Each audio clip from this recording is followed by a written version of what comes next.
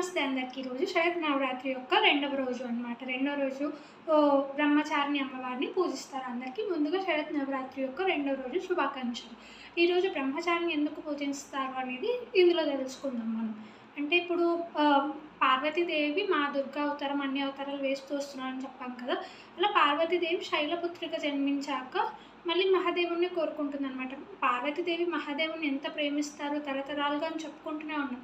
అలాగే ఈ జన్మలో కూడా మహాదేవుని కావాలని చెప్పి కోరుకుంటుంది. అలా శైలపుత్రిగా జన్మించాక తర్వాత మహాదేవుని కావాలని చెప్పి ఘోర తపస్సు చేస్తుంది. ఇంకా తన సర్వస్వం త్యాగం చేసి ప్రేమ వైపు నడక వేస్తుంది కాబట్టి బ్రహ్మచారిణి అని చెప్పి అంటారు. అంటే బ్రహ్మ అనగా తపస్సు, చారిణి అనగా ఆచరించే వాళ్ళు. అలా తపస్సును ఆచరించే వాళ్ళు బ్రహ్మచారిణి అని చెప్పి అమ్మవారిని బ్రహ్మచారిణి అమ్మవారుగా పూజిస్తారు. ఈ అమ్మవారి యొక్క ప్రత్యేకత శాంతి మరియు సంకల్పం. ఒక చేతిలో జపమాల, ఇంకో చేతిలో నీలకుండ పట్టుకొని జపం చేస్తున్నట్టే ఉంటారు. ఈ అమ్మవారికి ఎటువంటి వాహనం అనేది ఉండదన్నమాట.